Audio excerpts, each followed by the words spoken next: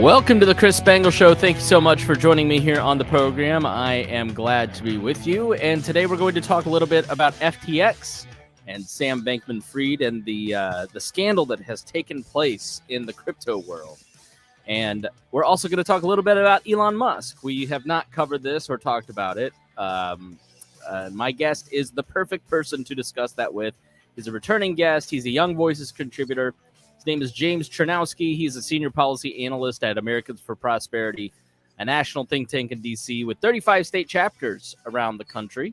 And he writes about Section 230, antitrust, technology, data privacy, cybersecurity, all the tech stuff, which is why we love talking to James. And so that's why I wanted to have him back on the show to give us some insight into what is going on with FTX. James, welcome to the program. Thanks for having me, Chris. Here's what I know about FTX. There's a really funny Super Bowl commercial where Larry David said that this was all a fraud, and he's never wrong about these things. So score one for Larry David once again. Can you explain what FTX is and what's going on? Give us the Reader's Digest version to start out. Absolutely. So FTX is basically one of the larger cryptocurrency trading platforms in the entire world. And basically the way that had to be operationally set up is that you had international components that were dealing with FTX in one area, and then they had FTX.US that would deal with US-based transactions. This was a company that was set up in the Bahamas. But basically this was one of the most large and successful ones out there. Its co-founder, Sam Bankman-Fried, was certainly one of the more notable personalities out there that was being touted as a visionary and you name it. And basically what ended up happening is that as the economic climate, not just in the United States, but around the world, continues to turn sour, people were looking to go and start pulling their money out of any kind of, riskier assets, whether that's securities or cryptocurrencies, and, bringing it to cash or bonds or some other kind of instrument. And when enough people started doing that, it created a liquidity problem for FTX. Now, originally their solution there was to seek a buyout from Binance, which is another cryptocurrency trading platform. But after getting a look under the hood and seeing the books of FTX, which I'm sure we'll talk about a little bit more later, they pulled out of that. And then on their US side, the company, ultimately, the coin that was supporting it also tanked. And now the entire company, including the US side, plus its subsidiaries, are all in Chapter 11 bankruptcy. And as you're looking through some of the details of this, it's nothing short of wild in terms of the developments that are happening here. Every single day as this goes on, we're learning new information, and it's just astounding, really. And just a note, your phone is beeping a little bit on the, so we can hear that kind of buzzing. Yeah, there was a writer, Genevieve Roche-Decter, Genevieve. She tweeted out like a list of the things that were going on. Like people were submitting expense reimbursements over chat and they'd be approved or denied by emojis. Sam Bankman-Fried got $1 billion personal loan. Director of engineering got $543 million loan. Very few records were kept other than chats, and those were deleted, which I'm guessing is a complete no-no. They never had board meetings. The company was valued at $32 billion. No cash management system.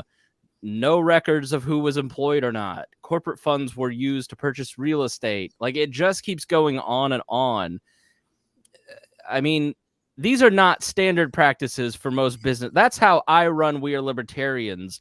I'm actually a little more organized than this. I've got a bank account, and I think the other thing that struck out in this list, James, was there wasn't like a record of crypto deposited by customers on the balance sheets. It was just kind of going into one central slush fund. Like, I don't run my podcast that way, and they're a $32 billion company.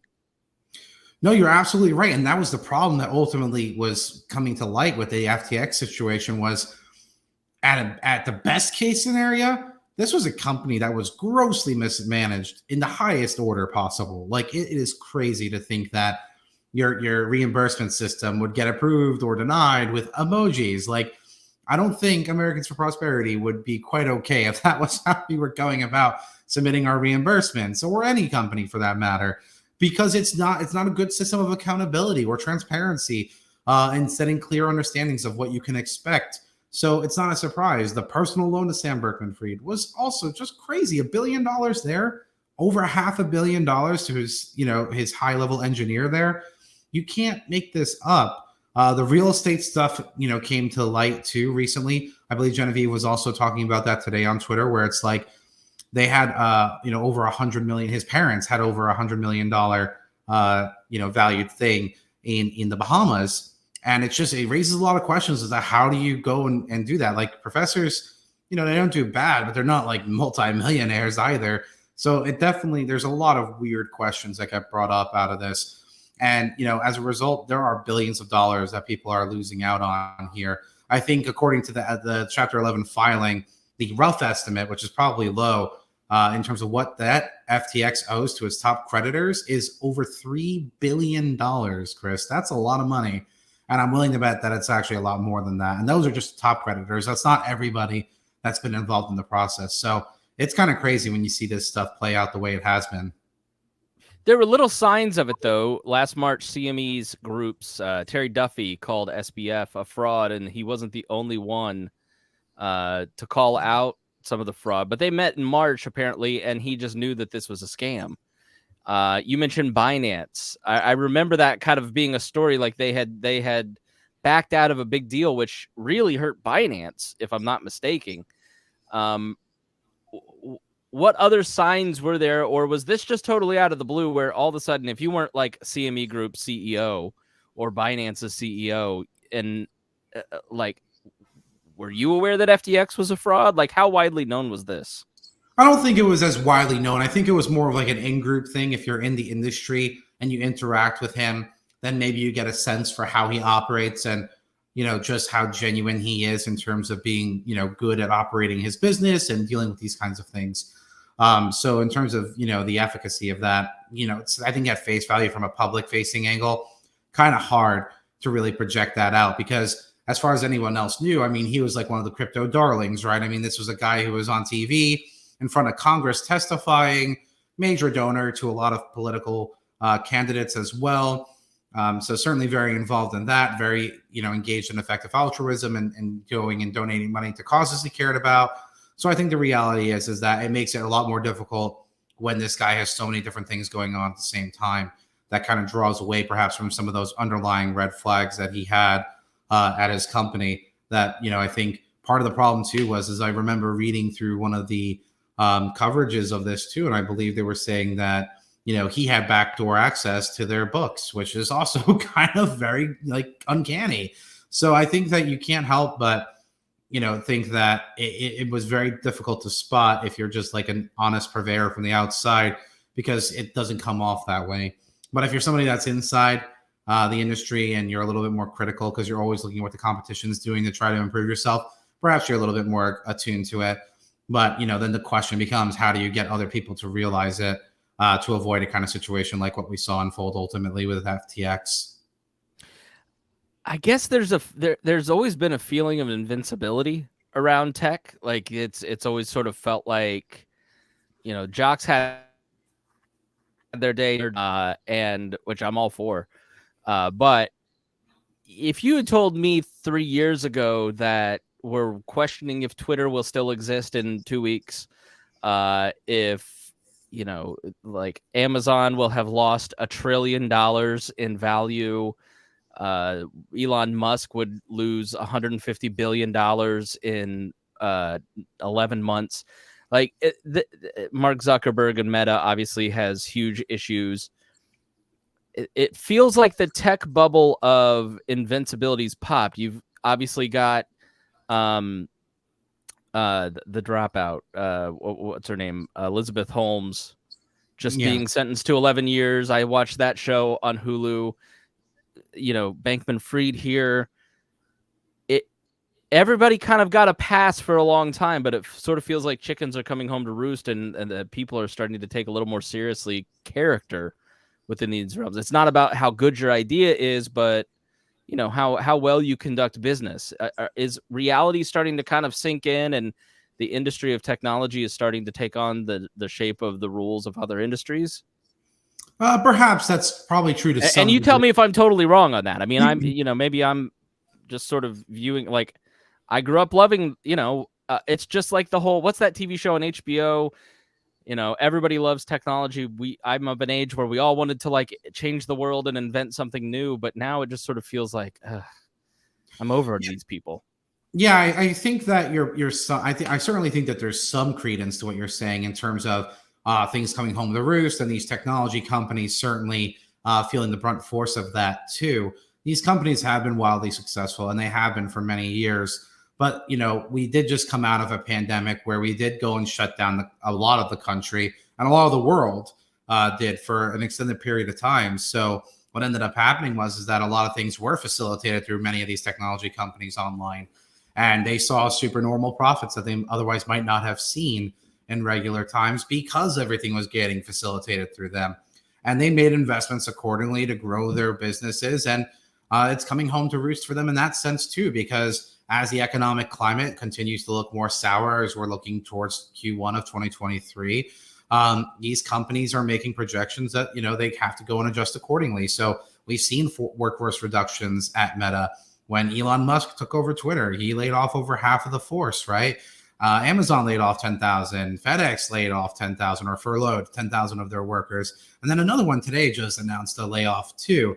And when you add up all these jobs that have been laid off in the tech sector alone, it adds up to over 120,000 jobs. And that's more than when the dot-com bubble originally burst back in the early 2000s, which I don't think people realize just how big of a deal that was back when. And these jobs, they were high paying that we're seeing in the tech sector, like notoriously, that was why they were so attractive. And as people are getting other jobs that aren't paying as much, I expect that we'll continue to see more pain be inflicted here. So these companies are all in the process of having to readjust to a new normal, if you will, of a life removed from COVID as we get further and further away from the pandemic. Yeah, they just sort of feel like they're not invincible, and they actually do have to start making a profit. You just operate on a loss. No, you can't do that indefinitely, right? I mean, you are what you can afford to be, and many of these companies made decisions where they ultimately could not afford that. Actually, the most recent one was at Disney with Bob Chapek. He got removed as CEO, and they brought back in Bob Iger because he was good and brought a lot of growth to the company. And as a result, that's why they went and brought him back. They felt like he would be better than Chapek. And again, you can't really afford that in this kind of an economy. So that's why we're going to continue to see changes like this until we see that new normal stabilize in this new economy in 2023, where there's a very real possibility of a recession when you're looking at just the sheer amount of job loss coupled with those interest rates and everything else going on. So do you think that the softness in the technology sector starts to kind of kill off or lessen the desire for some of the big tech regulation? I mean, I would only hope so. I would like it to be that way, just because I think that we've put so much emphasis on these technology companies, to your point at that question, where we make them bigger than God. We put them on a pedestal. We think that they're impervious to anything. And just in the last year alone, Meta lost over $800 billion in its valuation in the market cap, right? Amazon has lost money. Google is shrinking in terms of its share of the ad tech sector, right? A lot of these companies are struggling. So I think that in some way, you can't help but think that it gets limited. And some of these legislative proposals get undermined because if you were, for example, looking at one of the major antitrust bills like ICOA, the American Innovation and Choice Online Act, which is sponsored by Senator Klobuchar, right? Part of the reason that bill was designed was to go explicitly after Meta. And now that company wouldn't even meet the revenue requirements to get into compliance there. And, so then why is the bill there? Like, the very companies that you're targeting, if you're a conservative like Twitter, like Facebook, they are a shell of what they were. And in Twitter's case, it might even be changing for the better. So supporting legislative things that would create lock-in effects and empower regulators who are by no means going to always support a conservative agenda, it's not in your best interest. I hope that it's a wake-up call for them. Yeah, I think I'm classically liberal and a free marketeer, proudly. And I've always said the market will correct this. Don't just be patient. Those who are a little more right can't give up the ghost. And part of the FTX story is his parents how much money he gave to Democrats, and the political angle saying, see, this proves our point that big tech is in bed with the Democrats and it's all one cathedral and we need to fight them. Not saying that there's not merit to that argument for sure. I'm just saying the free market seems to figure this stuff out. But I think you can't separate this story just from the sheer amount of money that he was giving to Democrats. Can you talk a little bit about that? Yeah, I mean, it's impossible to ignore, right? I mean, it wasn't a small amount of money that he was throwing at it either. When you're looking at just the current president, it was like $40 million, I think, that he threw into PACs supporting him. And that doesn't include all the candidates that he supported down ballot. It was 70 million, the executive, 70 million to political campaigns in just 18 months. Yeah. So, I mean, to your point, right, it's hard to ignore that. And I hope that him engaging in that type of very aggressive, lobbying, if you will, if anything, should be a reinforcement as to why you want to be wary of regulation, because it can be captured, right?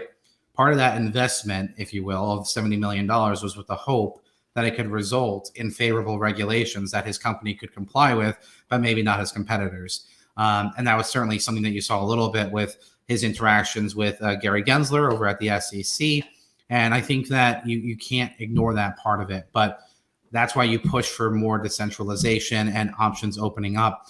And one of the things that you don't want to see is the government trying to intrude more into this space, right? So one of the things we saw was an announcement from the New York Fed this week of them wanting to go and do a CBDC pilot with some of the major banks. And, that's something that you can't ignore. Like that is a real problem, I think, especially if you're worried about privacy concerns that come up with a central bank digital currency from the Fed.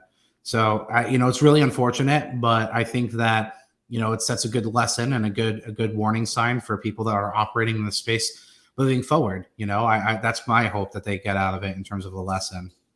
Yeah, I'll have to have you back, and maybe we can set this up after the talk about the digital currency issue, because I think that's a huge mistake that only libertarians are going to talk about. And then 20 years from now, we'll be like, see, back in this day, I talked to James and I was right. After we've done it anyways. But I think another piece of this is I'm not going to say a conspiracy theory. It's not that I didn't believe Hunter's laptop. It's just that I had the wait and see attitude. I was like, I don't know that the Post would run this without having some clue, but I don't know. It feels weird. Let's wait and see. And it ended up being true. And now people like Leslie Stahl, of all people, have egg on their face. So I'm always a little weary of saying, well, this is just a conspiracy theory or this isn't true. But the theory, James, is that FTX was basically laundering money for Democrats, that money was going in these relief bills to the Ukraine and was then going through FTX to Freed, who was then donating it to Democrats. And thus, the Ukrainian relief effort was coming back to the people that were passing the laws. What information is there out there about this? Have you seen anything in the filings? Or is the problem with FTX is just that it's all too nebulous to even track that down? What have you seen on that front? Yeah, it's a great question. And I know that certainly was one of the early popular stories that came out, theories that came out, rather, I should say, in light of everything going on with FTX. And the problem is that I at least have not seen anything that would lend credence to that particular theory in question. So, at least in my opinion, it doesn't hurt to be the person that's okay with sitting on the sideline and saying, wait and see, because the last thing you want to do is prop up, a story that ultimately ends up being factually false or can't be corroborated in some kind of serious manner. Similar to people that go and dunk in too early on the wrong side of the equation. You referenced like the Hunter Biden laptop story.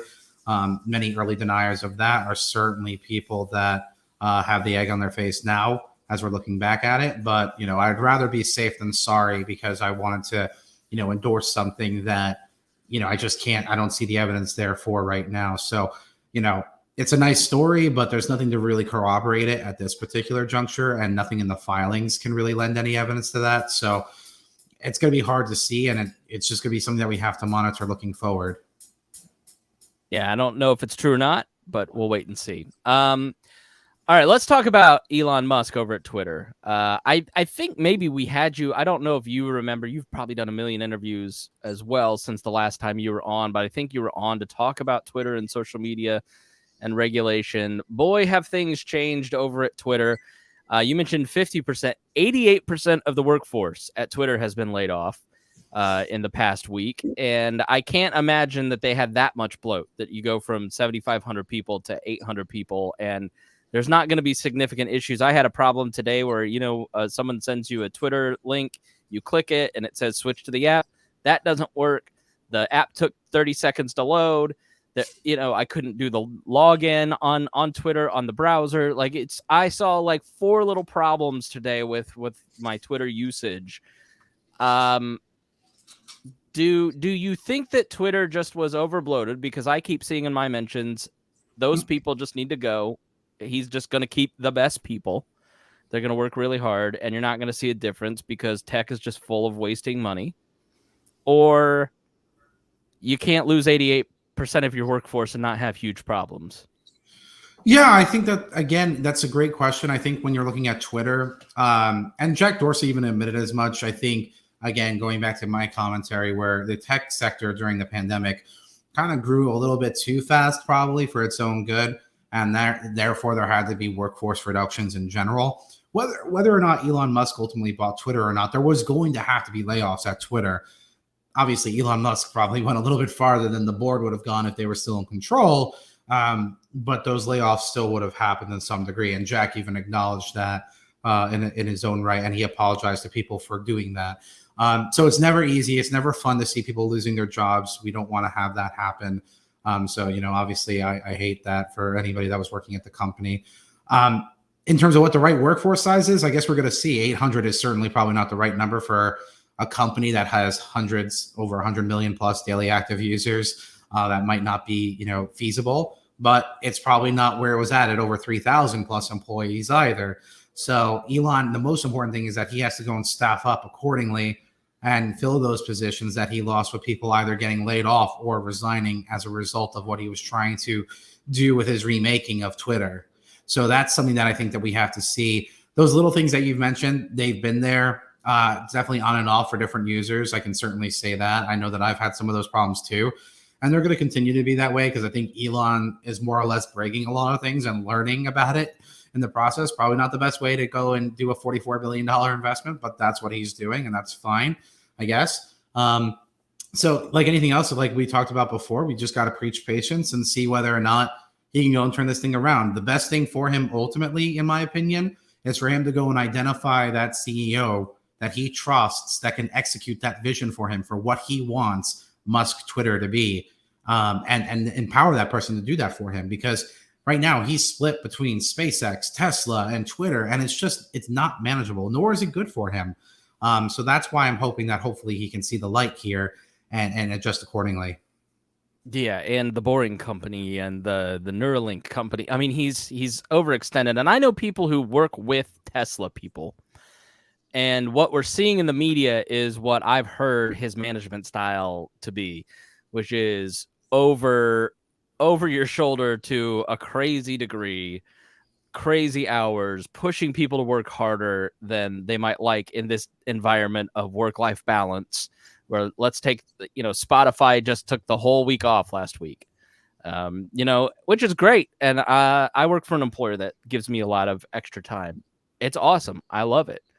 I don't know that I would want to go work for Elon Musk. So when you say he'd staff up, not just the ideological issues of the workforce he's trying to hire, but the work-life balance stuff. Like, I love working from home. Will he be able to staff up? Yeah, it's a good question. I think that, he's eased up on the working from home thing. I know that he had a statement that he sent in an email to people at Twitter being very strong on wanting to see people returning to the office unless they were an exceptional worker, I believe was the phrasing that he used. And I know that he's softened up on that, or at least he's softened up on his explanation for what that means. I think he just wants a strong accountability culture at his companies. And to your point, Elon's companies have certainly been known to be very tough in terms of those kinds of working environments. as to whether or not he will be able to go and fill all those roles, I don't know. It remains to be seen. Again, it also, I think, is partially directed to, is Elon ultimately running this company in Q2, Q3 of 2023? If yes, then maybe those staffing problems are harder because of the fact that he is who he is, and people realize that. But if it's underneath the third-party CEO over there, who's different than Elon in some very basic ways, maybe that goes a long way in towards being able to help them with their staffing issues that they're going to be facing in the near term. So I think that it's not as all doom and gloom as some people would like to think it is when it comes to the company. Lots of people, especially in light of those resignations, were very quick to say Twitter would be dead in 48 hours, and site's still standing for now, at least. And I think that we need to preach patience here more than anything else, and give him the rope to go and figure out what makes sense for him, and also figure out what this company is going to look like for himself. Let's talk about the security issues. I will not participate in claiming that speech is security issues. I think free speech is free speech, and you deal with that as a property owner in whatever way you deal with it. You can let Donald Trump come back on and not let Alex Jones come back on because of the loss of your kid. But we were promised free speech, and now we're getting free speech at home. Like, it really feels like he's kind of taking a Elon Musk gut level check on who should be back on the platform and who should not. That's not quite exactly what he promised. Do you think that, what do you think free speech on Twitter with Elon Musk looks like? How does that work? Yeah, I think that Elon Musk is still trying to figure out what exactly free speech on Twitter looks like, because he's been all over the place when it's come to free speech on Twitter. I mean, he's claimed that he's a free speech absolutist. He's claimed that, recently it was you have the freedom of speech, not the freedom of reach, and that they would go and deprioritize and suppress a lot of negative speech on Twitter or hate speech, things of that nature. I think it's a very interesting lesson for Elon Musk and for internet users more broadly speaking to figure out, what kinds of speech is permissible and how to handle that in terms of online engagements. It remains to be seen. I that's ultimately where it's at when it comes to Elon Musk and free speech. I think that his base goal is to essentially allow for a dissemination of a broader conversation on Twitter, which is a laudable goal, but striking that balance between having a conversation online versus having a toxic conversation online is something that remains to be seen whether or not you can actually. Yeah, I don't want to be on Gab. I hated being on Gab. I was on Gab for 3 days and then I deleted it. I don't know if I deleted my account, but I certainly never went back because I don't want to be around racists. Yeah. I don't mind the occasionally that popping up and you get to check that. But like when the platform is geared towards that, it becomes problematic. I didn't find Parler to be particularly racist. Everybody says it was just very conservative. Yeah. But I guess if I put you in charge of Twitter, the Twitter safety team, the security team, where would you find that balance of toxic versus free speech? Yeah, I do not envy the people that worked at Twitter Trust and Safety for having to think through these kinds of issues every day. I know Vijaya Gad over at Twitter, who led all that, was ultimately fired, and Yoel, who was also part of looking at how they tackle those issues, ultimately resigned and did an op-ed in the New York Times about his experience there. I think that it's a very hard thing to go and navigate because speech is very subjective in terms of where exactly it falls. I think more often than not, obviously there are some very bright red lines to your point about like racist commentary and things of that nature.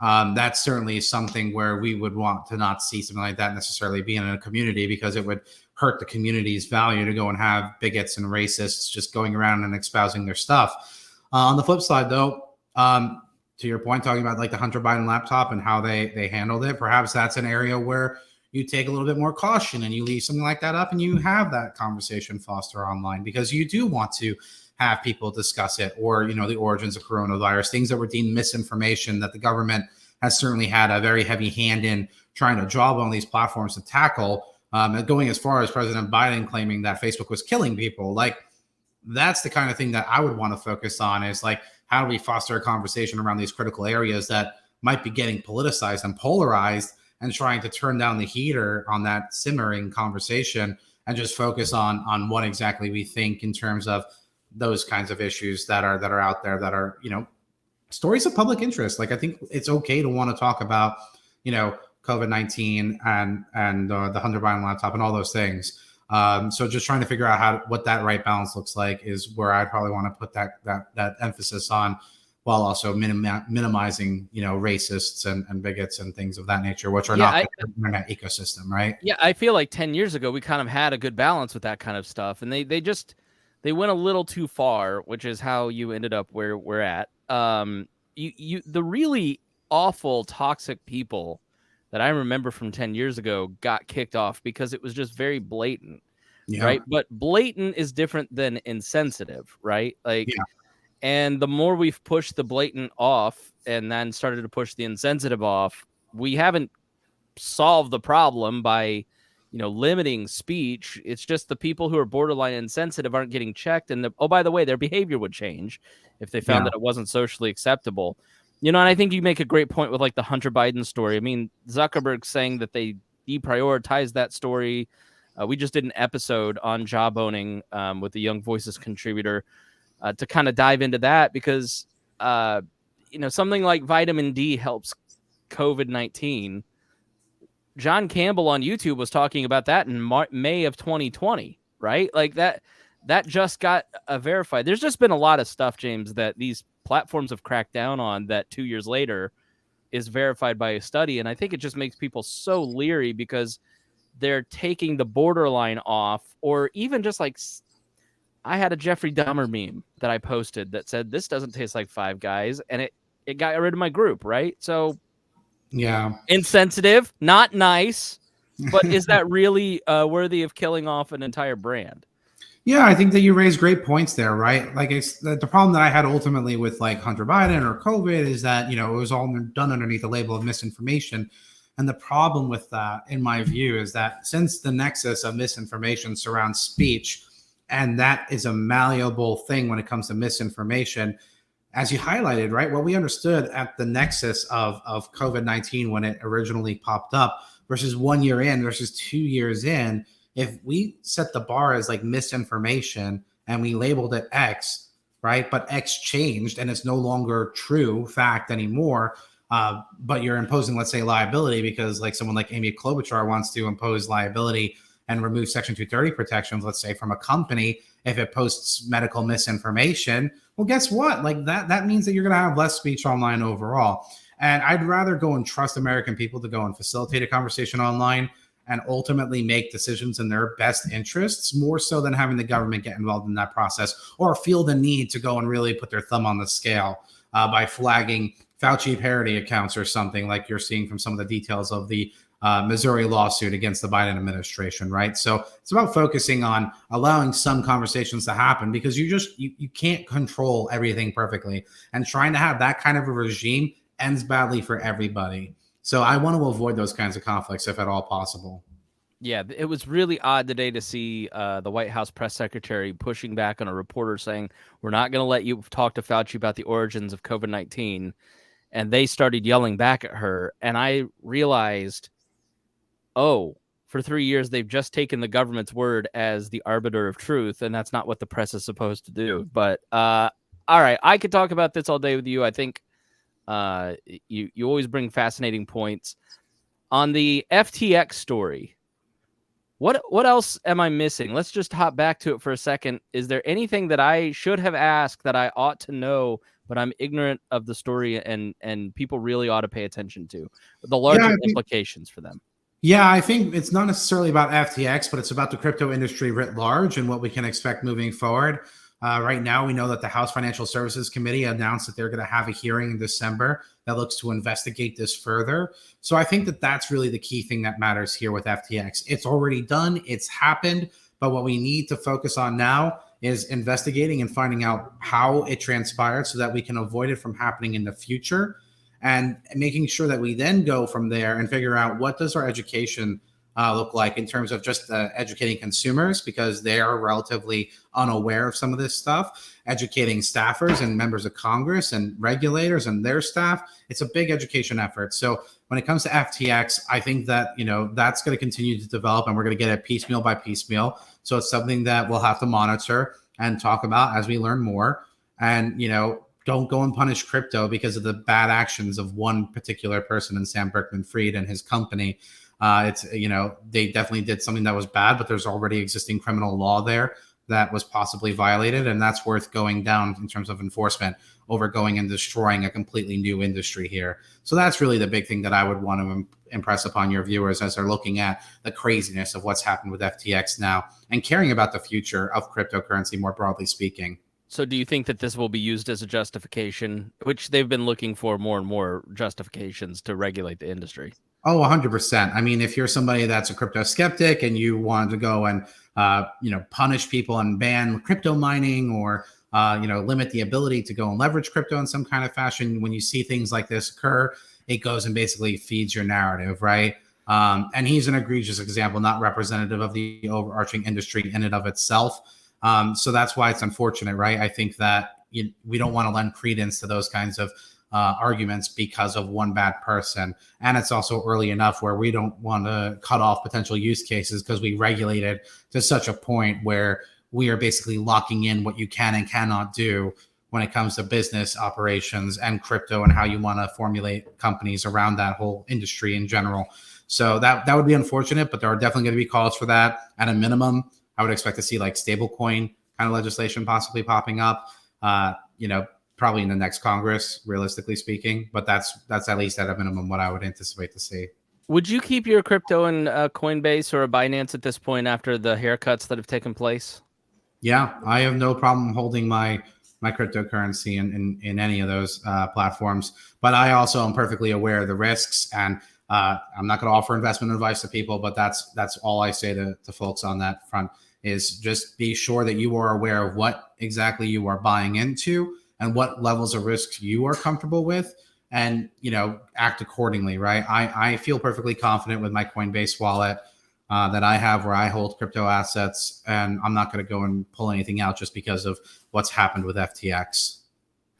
All right, James, shameless self-promotion time. Where can people follow you and find out more? Yeah, that's great. So you can follow me on Twitter at JamesCZ19, or you can go to the Young Voices website at young-voices.com to go and keep track of the latest news hits and stuff that I do. And I have a personal website at JamesChernowski.com.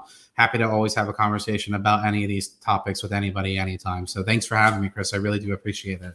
Absolutely. Thank you, James. And thank you to everybody listening. Again, if you learned something, then please share it with your friends and your family and let them know that there is a great resource for good information like this. It's how you show appreciation for any content creator. Share their stuff. Thanks so much for listening to the Chris Spangle Show, and we will see you again soon.